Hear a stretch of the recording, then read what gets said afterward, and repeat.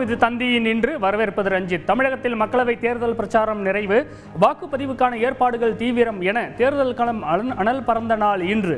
முதலில் repose mattresses வழங்கும் தலைப்புச் செய்திகள். தமிழகத்தில் நாளை மறுநாள் மக்களவை தேர்தல் வாக்குப்பதிவு. இன்றுடன் ஓய்ந்தது தேர்தல் பிரச்சாரம். இறுதி நாளில் முதலமைச்சர் ஸ்டாலின், எதிர்க்கட்சித் தலைவர் எடப்பாடி பழனிசாமி உள்ளிட்ட தலைவர்கள் தீவிர வாக்கு சேகரிப்பு. புதுச்சேரி, கேரளா உள்ளிட்ட 21 மாநிலங்களுக்கு உட்பட்ட 102 தொகுதிகளில் பிரச்சாரம் நிறைவு. தமிழகத்தில் தேர்தல் பாதுகாப்பு பணியில் 1,90,000 போலீசார். ஆந்திரா, கேரளா, கர்நாடகா மாநிலங்களில் இருந்து 10,000 போலீசார் வருகை.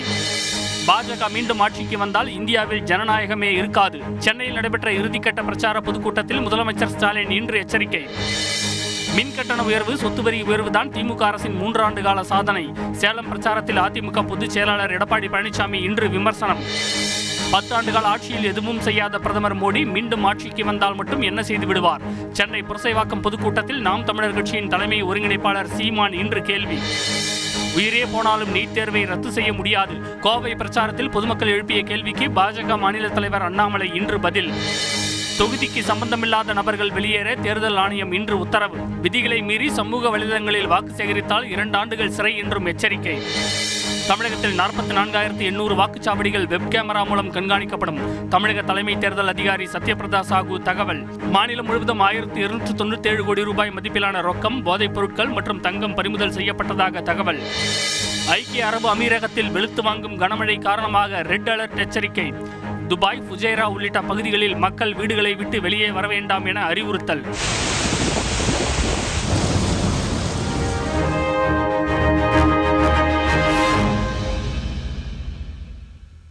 தமிழ்நாட்டில் அனல் பறந்த நாடாளுமன்ற தேர்தல் பிரச்சாரம் இன்று மாலையுடன் நிறைவடைந்தது. இதையடுத்து அரசியல் கட்சிகள், வேட்பாளர்கள், வாக்காளர்களிடம் ஓட்டு கேட்க தடை விதிக்கப்பட்டுள்ள நிலையில் வாக்குப்பதிவுக்கான ஏற்பாடுகளை தேர்தல் ஆணையம் முடுக்கிவிட்டுள்ளது. தேர்தல் முன்னேற்பாடுகள் குறித்த அண்மை தகவல்களுடன் இணைகிறார் செய்தியாளர் பாஸ்கரன். நாடாளுமன்ற தேர்தல் 7 கட்டங்களாக நடத்தப்படும் நிலையில் முதல் கட்டமாக தமிழகம், புதுச்சேரியில் உள்ள 40 தொகுதிகளுக்கும் நாளை மறுநாள் வாக்குப்பதிவு நடைபெற உள்ளது. இதையொட்டி கடந்த 4 வாரங்களாக தமிழகத்தில் அனல் பறக்க நடந்து வந்த பிரச்சாரம் இன்று மாலை 6 மணியுடன் ஓய்ந்தது. கடைசி நாளான இன்று அரசியல் கட்சி தலைவர்கள் மற்றும் வேட்பாளர்கள் இறுதிக்கட்ட வாக்கு சேகரிப்பில் ஈடுபட்டனர். பிரச்சாரம் ஓய்ந்ததை அடுத்து வாக்காளர்களை கவரும் வகையில் நேரிலோ அல்லது இணையதளம் மூலமாகவோ பிரச்சாரம் செய்ய தடை விதிக்கப்பட்டுள்ளது. மீறி பிரச்சாரத்தில் ஈடுபடுவோருக்கு மக்கள் பிரதிநிதித்துவ சட்டத்தின் கீழ் 2 ஆண்டுகள் சிறை தண்டனை விதிக்கப்படும் என்று தேர்தல் ஆணையம் எச்சரித்துள்ளது. இதனிடையே வாக்குப்பதிவுக்கான ஏற்பாடுகள் குறித்து சென்னை தலைமைச் செயலகத்தில் இன்று ஆலோசனை மேற்கொண்ட தமிழக தலைமை தேர்தல் அதிகாரி சத்யபிரதா சாஹூ 44,800 வாக்குச்சாவடிகள் வெப் கேமரா முறையில் கண்காணிக்கப்பட உள்ளதாகவும் 6,170 மண்டல குழு அமைக்கப்பட்டுள்ளதாகவும் தெரிவித்தார். சென்ட்ரல் ஆர்ம்டு போலீஸ் ஃபோர்ஸஸ் இல்லைனா ஒரு வெப்காஸ்டிங் கேமரா இல்லைனா ஒரு கண்டினியூஸ் வீடியோ கேமரா இல்லைனாக்கா ஒரு micro observer, independent micro observer, அவங்க எல்லாம் ஒன்லி அப்சர்வருக்கு தான் ரிப்போர்ட் பண்ணுவாங்க. அந்த மாதிரி நிறைய அரேஞ்ச்மெண்ட்ஸ் எல்லாம் பண்ணியிருக்கிறோம். மேலும் தமிழகத்தில் இதுவரை 1,297 கோடி ரூபாய் மதிப்பிலான ரொக்கம், போதைப் பொருட்கள், தங்கம் பறிமுதல் செய்யப்பட்டுள்ளதாகவும் அவர் குறிப்பிட்டுள்ளார். பாஸ்கரன், வாக்குப்பதிவுக்கான ஏற்பாடுகள் எந்த அளவில் உள்ளது? தமிழகம் முழுவதும் மேற்கொள்ளப்பட்டுள்ள பாதுகாப்பு நடவடிக்கைகள் பற்றிய கூடுதல் விவரங்கள் சொல்லுங்க. 68,000 வாக்குச்சாவடி மையங்களுக்கு வாக்குப்பதிவு இயந்திரம் உள்ளிட்ட உபகரணங்கள் நாளை மாலைக்குள் அனுப்பி வைக்கப்பட உள்ளது. பாதுகாப்பு பணியில் 190 கம்பெனி துணை ராணுவத்தினர் பாதுகாப்பு பணியில் ஈடுபட உள்ளார்கள். வாக்கு சதவீதம் என்பது அதிகரிக்கக்கூடிய வாய்ப்பு இருக்கிறது. முதல் தலைமுறை வாக்காளர்கள் என்று 11 லட்சம் பேர் வாக்காளர் பட்டியலில் இணைந்துள்ளதன் காரணமாக கடந்த தேர்தலை ஒப்பிடும்போது இந்த தேர்தலில் வாக்கு சதவீதம் அதிகரிப்பதற்குண்டான வாய்ப்புகள் உள்ளது. ரஞ்சித், கூடுதல் விவரங்களுக்கு நன்றி பாஸ்கரன். தமிழகத்தில் இறுதி நாள் பிரச்சாரத்தில் முதலமைச்சர் ஸ்டாலின், எதிர்க்கட்சித் தலைவர் எடப்பாடி பழனிசாமி உள்ளிட்டோர் இன்று தீவிர வாக்கு சேகரிப்பில் ஈடுபட்டனர்.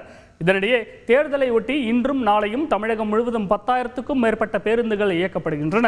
செய்தியாளர் சதீஷ் முருகன் வழங்கிய தகவல்கள் இவை. சென்னையில் இன்று இறுதிக்கட்ட பிரச்சாரத்தில் ஈடுபட்ட முதலமைச்சர் ஸ்டாலின், பாஜக மீண்டும் ஆட்சிக்கு வந்தால் இந்தியாவில் ஜனநாயகமே இருக்காது என விமர்சித்தார். ஒரு தாய் மக்களா வாழுற நம்ம மக்களை அவங்க மனசுல வேறுபாட்டு விதைகளை தூவி இந்தியாவை நாசம் செஞ்சிடுவாங்க. இந்தியால ஜனநாயகம் இருக்காது.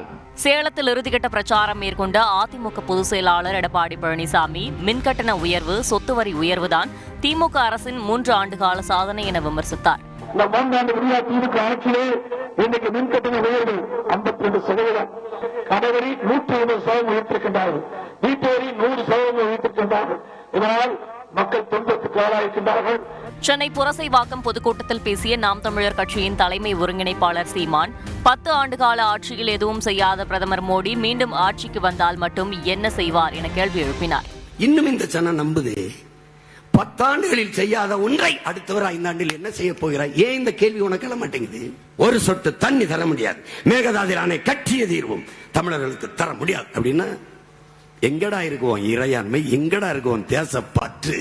கோவையில் பொதுமக்களிடையே பேசிய பாஜக மாநில தலைவர் அண்ணாமலை, உயிரே போனாலும் நீட் தேர்வை ரத்து செய்ய முடியாது என கூறியிருப்பது பரபரப்பை ஏற்படுத்தியுள்ளது. உயிரே போனாலும் நீட் எடுக்க மாட்டோம், உயிரே போனாலும் நீட் எடுக்க மாட்டோம். நீட் ஏழை மக்களுக்கு நல்லது.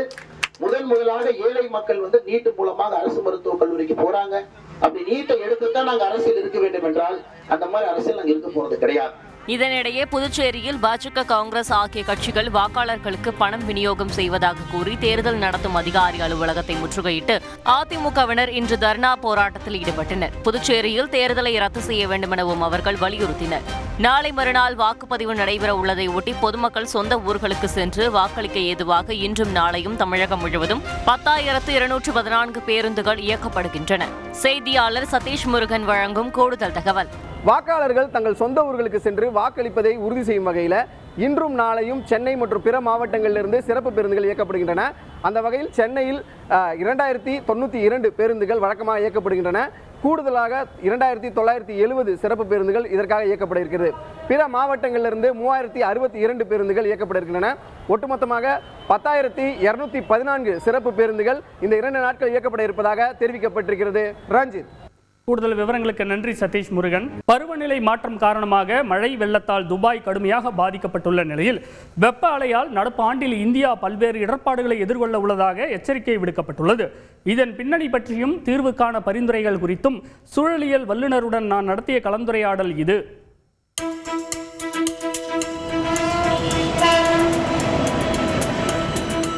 நடப்பாண்டில் வெப்ப அலை தொடர்பாக இந்திய வானிலை ஆய்வு மையத்தின் தொடர் எச்சரிக்கை கோடை காலத்தின் மீதான அச்சத்தை பொதுமக்களிடையே அதிகரிக்க செய்திருக்கிறது. நாடு முழுவதும் ஆண்டுதோறும் சராசரியாக 20 கோடி மக்கள் வெப்பத்தால் நேரடியாக பாதிக்கப்படுவதாக புள்ளி விவரங்கள் தெரிவிக்கின்றன. பல்வேறு உடல் உபாதைகள் மட்டுமின்றி பலவீனமானவர்களுக்கு உயிரிழப்பை ஏற்படுத்தும் அளவுக்கு ஆபத்தான வெப்பம் நாட்டின் பொருளாதாரத்திலும் எதிர்மறையான தாக்கம் செலுத்துவதாக சுற்றுச்சூழல் ஆர்வலர்கள் சுட்டிக்காட்டுகின்றனர்.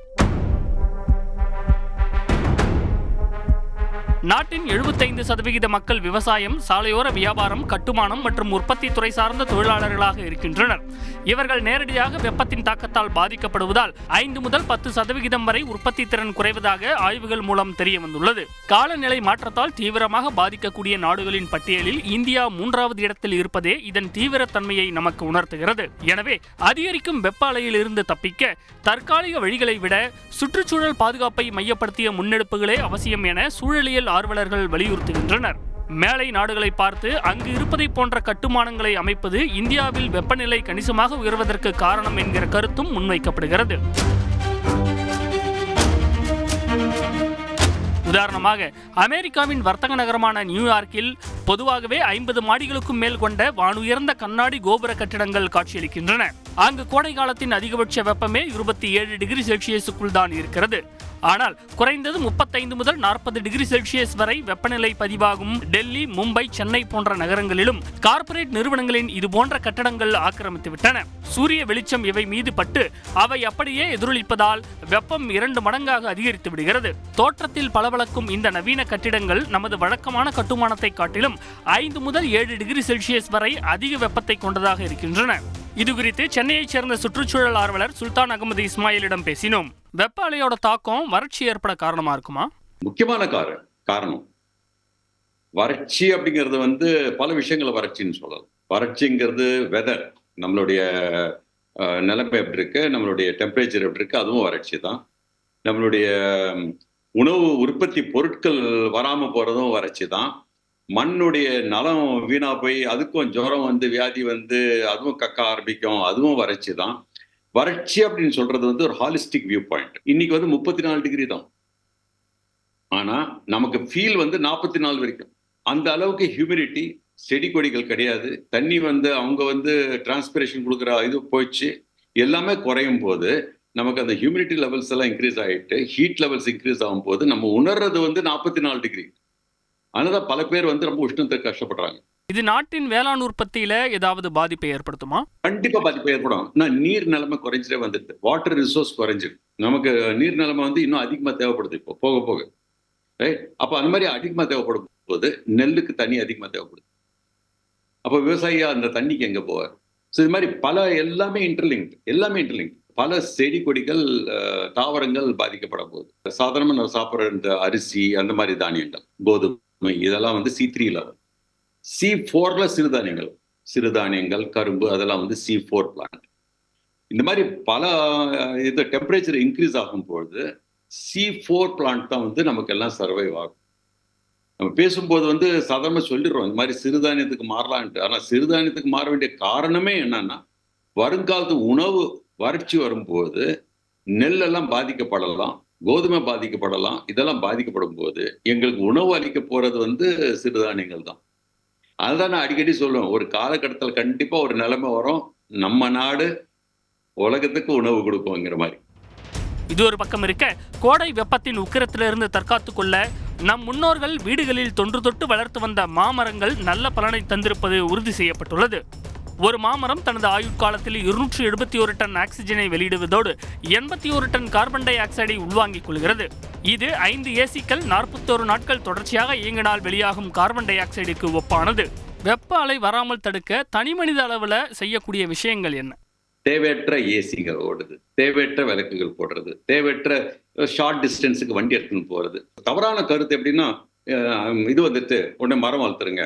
சரி, மரம் வளர்க்கறதும் சரி, அந்த மரம் எந்த மரம் வளர்க்கும் அதுவும் முக்கியம். அந்தந்த ஊருக்கு ஏற்ற மரங்கள், நம்மளுடைய நாட்டு மரங்கள், இது வந்து அடிக்கடி உங்களுக்கு வந்து நல்ல உற்பத்தி கொடுக்கும், நிழலும் கொடுக்கும், ஆக்சிஜனும் கொடுக்கும். அந்த காலத்து பெரியவங்க அதனால தான் புளிய மரம் வழி பூரா வச்சிருந்தாங்க. இவ்வாறு அன்றாட வாழ்க்கையின் சின்ன சின்ன விஷயங்களில் ஒவ்வொருவரும் சுற்றுச்சூழல் சார்ந்த அக்கறையுடன் செயல்படுவதன் மூலம் இனிவரும் காலங்களில் அதிக வெப்ப அலையிலிருந்து நம்மை தற்காத்துக் கொள்ள முடியும் என்பதே வல்லுநர்களின் அறிவுரையாக உள்ளது.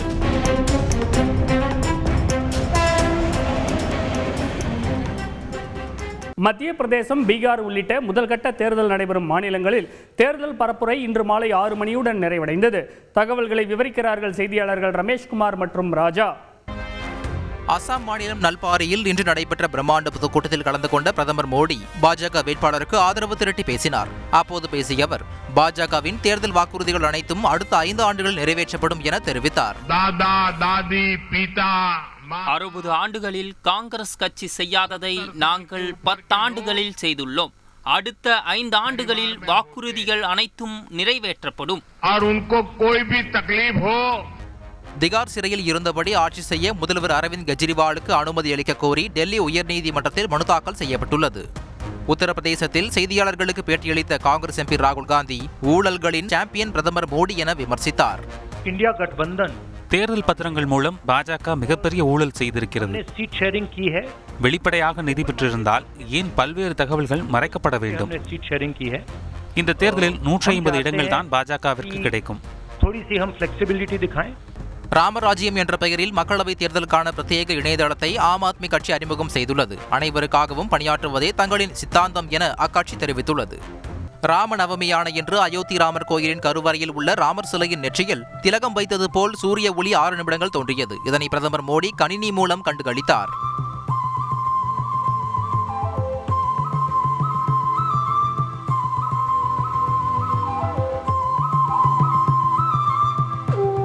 மத்திய பிரதேசம், பீகார் உள்ளிட்ட முதல்கட்ட தேர்தல் நடைபெறும் மாநிலங்களில் தேர்தல் பரப்புரை இன்று மாலை 6 மணியுடன் முடிவடைந்தது. செய்தியாளர் ரமேஷ்குமார் வழங்கும் கூடுதல் தகவல். 102 மக்களவை தொகுதிகளில் மொத்தம் 1625 வேட்பாளர்கள் களத்தில் உள்ளனர்.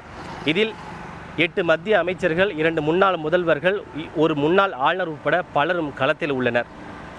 தேர்தலை நேர்மையாகவும் நியாயமாகவும் வாக்காளர்கள் அச்சமின்றி வாக்களிக்கவும் தேவையான அனைத்து ஏற்பாடுகளையும் தேர்தல் ஆணையம் செய்திருப்பதாக தேர்தல் ஆணையம் தெரிவித்துள்ளது. திரிபுரா, மணிப்பூர் போன்ற எல்லைப்புற மற்றும் பதற்றமான மாநிலங்களில் மாநில எல்லைகள் சீல் வைக்கப்பட்டு அங்கு கண்காணிப்பு தீவிரப்படுத்தப்பட்டுள்ளது. ரஞ்சித். நன்றி ரமேஷ்குமார். பாலைவனங்கள் நிறைந்த அமீரகத்தில் ஓராண்டில் பெய்ய வேண்டிய மழை ஒரே நாளில் கொட்டி தீர்த்ததால் துபாய் மாநகரமே வெள்ளத்தில் தத்தளிக்கிறது. இதேபோல் ஓமன், பஹ்ரைன் உள்ளிட்ட மத்திய கிழக்கு அரபு நாடுகளிலும் திடீர் வெள்ளப்பெருக்கில் சிக்கி பலர் உயிரிழந்துள்ளனர். பாலைவன நாடான ஐக்கிய அரபு அமீரகத்தில் வழக்கத்திற்கு மாறாக நேற்று முதல் இன்று அதிகாலை வரை கனமழை கொட்டி தீர்த்தது.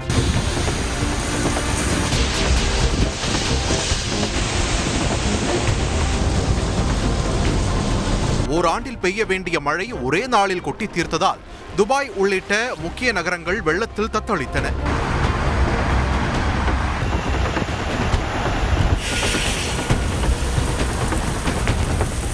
சாலைகளில் மழைநீர் தேங்கியதால் துபாய் நகரின் பல்வேறு பகுதிகளில் போக்குவரத்து முடங்கியது.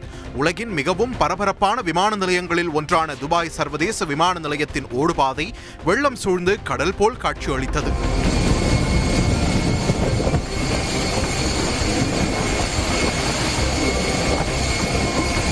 இதனால் விமான சேவை கடுமையாக பாதிக்கப்பட்ட நிலையில் சென்னையிலிருந்து துபாய், ஷார்ஜா, குவைத் செல்லும் 10க்கும் மேற்பட்ட விமானங்கள் இன்று ரத்து செய்யப்பட்டன. ஐக்கிய அரபு அமீரகத்தின் அண்டை நாடுகளான பஹ்ரைன், கத்தார், ஓமனிலும் கனமழை பெரும் பாதிப்புகளை ஏற்படுத்தியுள்ளது. ஓமன் நாட்டில் கனமழையை தொடர்ந்து ஏற்பட்ட திடீர் வெள்ளப்பெருக்கில் சிக்கியவர்களை அந்நாட்டு போலீசார் ஹெலிகாப்டர் மூலம் மீட்டனர்.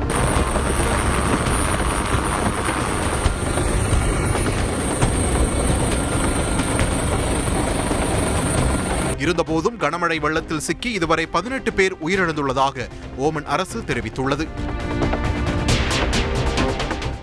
இன்றைய நாளின் முக்கிய நிகழ்வுகளை இதுவரை பார்த்த உங்களுக்கு நன்றி. இது தந்தையின் என்று நான் ரஞ்சித். இனிய இரவு வணக்கம்.